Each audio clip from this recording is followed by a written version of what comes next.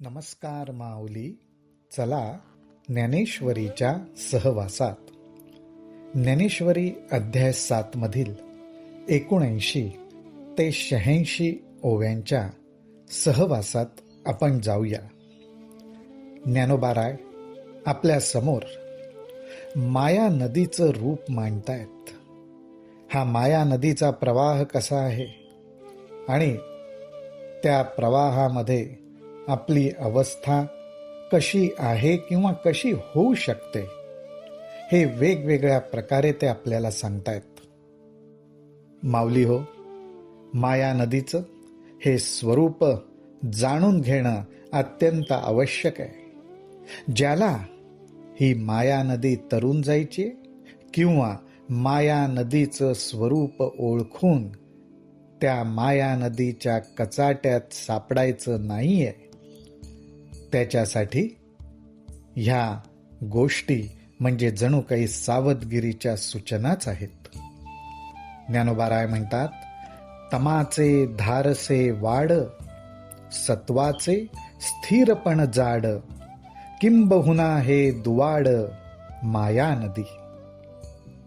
ह्या माया नदीचा जो मुख्य प्रवाह जोर जोरात वाहतोय, पूर आल्यासारखा, त्याचं मुख्य कारण एकच आहे, ते म्हणजे 3 गुणांच्या वर्षाव.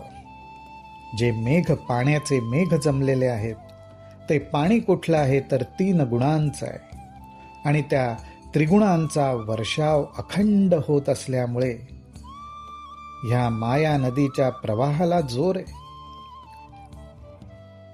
रजोगुणाच्या वर्षावामुळे आपण मनामध्ये हेतू धरून काम करतो, कृती करतो. ते हेतू अतिउत्तम असतील तर ह्या माया नदीच्या लाटा उसळत स्वर्गाला टेकतात. तमोगुण असेल तर आपण म्हणजेच अर्थात जीव त्या तमोगुणाच्या प्रवाहात कुठे वाहून गेले त्याचा पत्ताच लागत नाही आणि वाट्याला अनेक हाल अपेष्टा येतात. म्हणूनच ज्ञानोबाराय म्हणतात, ह्या 3 गुणांचे प्रवाह या माया नदीमध्ये दिसतात. तमाचे धारसे वाड, सत्वाचे स्थिरपण जड. तमोगुणाचा तर सर्वात मोठा आणि जोराचा प्रवाह आहे, तर त्याच ठिकाणी सत्वगुणाचा प्रवाह हा भक्कम आणि स्थिर आहे. जाड म्हटलेलं आहे. जाड म्हणजे भक्कम, एकदम स्थिर आहे. पण तो सुद्धा या माया नदीच्याच प्रवाहाचा भाग आहे. किंबहुना हे दुवाड माया नदी. आणि अशा प्रकारे ही माया नदी दुवाड म्हणजे अवघड आहे. पार करणं, तिचं स्वरूप समजणं हे अवघड आहे, कारण ह्या 3 गुणांचा वर्षाव ह्या माया नदी अखंड होतोय आणि त्याचाच पूर आलेला आहे. पै पुनरावृत्तीचेनी उभडे, झळंबती सत्यलोकींचे हुडे, घाये गडबडती धोंडे ब्रह्मगोळकाचे. ज्ञानोबाराय म्हणतात, सत्वगुण त्याचा प्रवाह स्थिर आहे, भक्कम आहे. पण सत्वगुण सुद्धा काही वेळा घात करतो, अहंकार निर्माण करतो. आणि त्यामुळेच सत्यलोकींचे हुडे म्हणजे सत्यलोकींचे सुद्धा जे बुरुज आहेत, त्याच्यापर्यंत ह्या माया नदीच्या लाटा उसळतात. कारण का तर सत्वगुणामुळे निर्माण झालेला अहंकार तो सुद्धा घात करतो आणि परत पुनरावृत्ती म्हणजे या माया नदीच्या प्रवाहात यावं लागतं, जन्म मृत्यूच्या कात्रीत सापडावं लागतं. आणि त्यासाठीच ज्ञानोबाराय म्हणतात इथे, घाये गडबडती धोंडे ब्रह्मगोळकाचे. हे ब्रह्मांड आहे, गोल आहे, अर्थात हे विश्व, ही सृष्टी. आणि असे ब्रह्मांड रूपी गोलक त्याला धोंडे म्हटलेलं आहे. असे हे ब्रह्मांड रूपी धोंडे सुद्धा ह्या माया नदीच्या प्रवाहाच्या जोरात वाहून जातात, तेही गडबडतात. ह्या सर्वातून ज्ञानोबारायांना हीच कल्पना द्यायची आहे की हा माया नदीचा प्रवाह किती भयंकर आहे, अफाट शक्ती आहे, जणू काही सुनामी सारखीच. तया पाणियाचेनी वहिलेपणे, अजूनी न धरती वोभाणे, ऐसा मायापूर हा कवणे, तरी जे लगा. म्हणून परत परत ह्याला मायापूर म्हटलेला आहे. आणि हा पूर असाच राहतो, थांबतच नाही.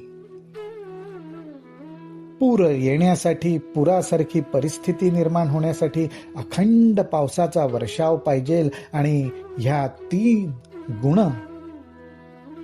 अर्थात त्रिगुण ह्यांचा वर्षाव तर अखंड होतोय. आणि त्यामुळेच अजूनपर्यंत हा पूर ओसरलेला नाही. म्हणूनच भगवंत म्हणतात, ऐसा माया पूर हा कवणे तरी जे लगा. असा ह्या माया नदीला अखंड पूर आल्याचीच परिस्थिती आहे. तर हा पूर कोण तरून जाईल बरं? येथ एक नवलावो, जो जो कीजे तरणो पावो, तो तो अपावो होयते ऐक. हे सर्वात महत्वाचं सूत्र आहे बघा. माऊली म्हणतात, ही तर फार मोठी आश्चर्याची गोष्ट आहे. येथ एक नवलावो, फार मोठी आश्चर्याची गोष्ट आहे. माया नदीचं हे स्वरूप समजून घेतल्यानंतर एखादा पुढं सरसावेल आणि विचार करेल की मी जरूर योग्य ते प्रयत्न करीन आणि ही माया नदी तरून जाईन. पण ज्ञानोबाराय म्हणतात, जो जो कीजे तरणो पावो, तरून जाण्यासाठी जो जो मी उपाय करीन, तो तो अपावो होयते ऐक. तो प्रत्येक उपाय अपाय होतो. तो प्रत्येक उपायच आपल्याला संकटात टाकतो, असं ज्ञानोबाराय म्हणतायत. आणि माया नदी तरून जाण्यासाठी सर्वसामान्यपणे जे उपाय केले जातात त्याबद्दल आता ते सांगतात. कारण माऊली हो, आपल्या मनात प्रश्न येईलच. एखाद वेळेस आपण सुद्धा काही उपाय करत असू, पण तो उपाय अपाय व्हायला नको म्हणून ही सावधगिरी. हे उपाय कुठल्या प्रकारे केले जातात? एक, स्वयंबुद्धीच्या बाही, रिगाले तयांची शुद्धीची नाही. एक, जाणीवेचे डोही, गर्वेची गिळिले. काही जणांनी आपल्या बुद्धीच्या बळावरती अर्थात बुद्धीच्या साह्याने आपल्या बुद्धीवर विश्वास ठेवून त्या बुद्धीच्या हातांनीच ही माया नदी पोहून तरून जाण्याचा प्रयत्न केला.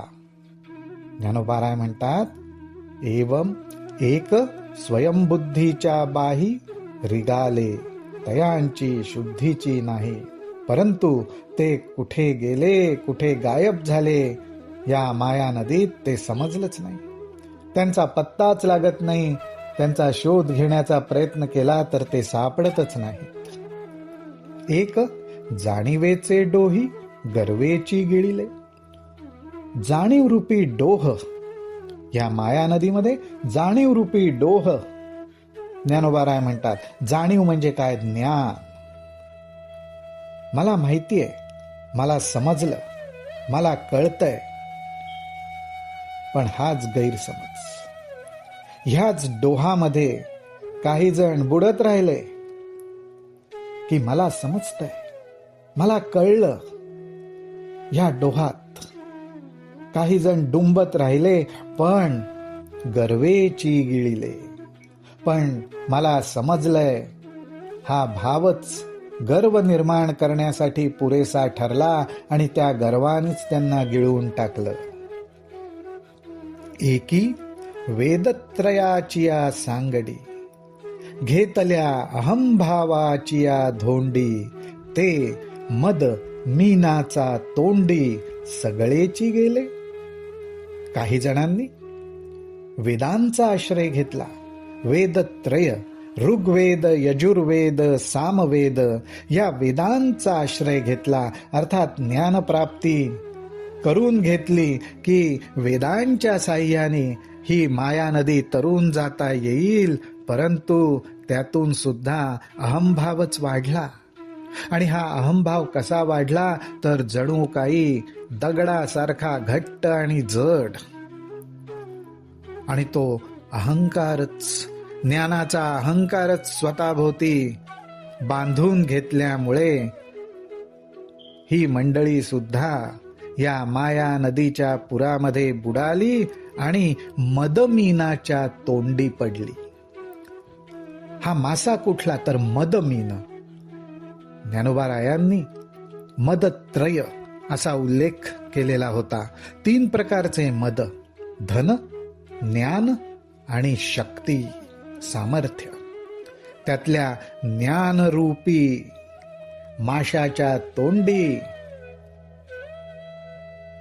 पोटाला ज्ञानरूपी अहंकाराचा धोंडा बांधल्यामुळे आपण त्याच्या तोंडात पडून कधी नाहीसे झालो हे कळलं नाही. पुढे ज्ञानोबाराय म्हणतात, एकी वयसेचे जाड बांधले, मग मनमथाचिया कासे लागले, ते विषय मगरी सांडिले चघळून या. काही जणांनी आपल्या वयावरती विश्वास ठेवला, अर्थात आपण तरुण आहोत, अजून आपल्या अंगात शक्ती आहे, आपण काहीही करू शकतो, आपल्याला साध्य आहे. अशा प्रकारे मनमथाचिये कासे लागले, परंतु ते सुद्धा विषय मगरी सांडिले चघळून या. परंतु ह्या भ्रमामुळे अनेक विषयांच्या ते मागे लागले आणि ह्या विषयांनाच ज्ञानोबारायांनी मगरीचं रूप दिलेलं आहे. विषयरूपी मगर. त्या विषयरूपी मगरीच्या तोंडात तारुण्याच्या मोहामुळे, तारुण्यावरती, तरुणपणाच्या वयावरती भरोसा ठेवल्यामुळे विषयरूपी मगरीच्या तोंडात ते पडले. त्या मगरीने त्याचा छान आस्वाद घेतला आणि चघळून त्यांना टाकून दिलंय. काय सुंदर वर्णन ज्ञानोबाराय करतायत. आणि हे वर्णन माऊली हो आपल्याला सावध करण्यासाठी करतायत. पुढे ज्ञानोबाराय म्हणतात, आता वार्धक्याच्या तरंगा, आता वार्धक्याच्या तरंगा, माझी मतिभ्रंशाचा जरंगा, तेणे कवळी जता ती पैगा चहूकडे. पुढे असं झालं की वय वाढलं, वार्धक्य आलं, म्हातारपण आलं, आपण सिनियर सिटीझन झालो. आणि त्यामुळे काय झालं, अगोदर अभ्यास केला नाही, पण एकदम अचानक जाग आली.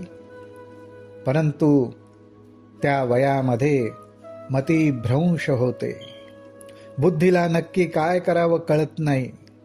म्हातारपणाची लाट आयुष्यावर येऊन आदळलेली असते, बुद्धिभ्रंश होतो आणि मग आता हे करावं ते करावं असं सगळंच करावंसं वाटतं. तेणे कवळी जता ती पैगा चहूकडे. जे जे वाटेल ते करावंसं वाटतं, काहीच सुचत नाही. अर्थात ज्ञानोबारायांना म्हणायचंय, योग्य मार्ग सापडत नाही, योग्य मार्ग हा अवगत होत नाही. आणि म्हणूनच ह्या सावधगिरीच्या सूचना ज्ञानोबाराय करतायत आणि अशा दृष्टीने ते मार्गदर्शन करतायत की अशा प्रकारे उपाय करायला जावं तर तो अपायच घडतो. रामकृष्ण हरी, रामकृष्ण हरी, रामकृष्ण हरी.